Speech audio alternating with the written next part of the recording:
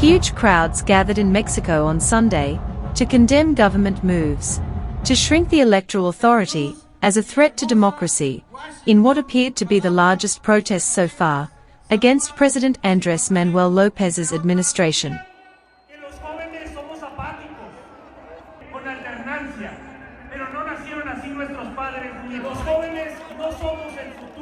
Organizers said over 500,000 people turned out in Mexico City, with video footage on social media showing the central Zocalo Square filled with protesters, who also spilled out into adjoining streets.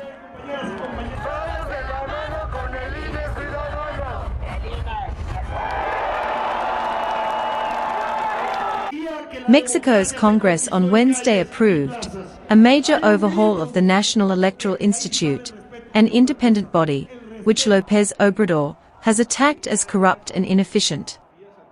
The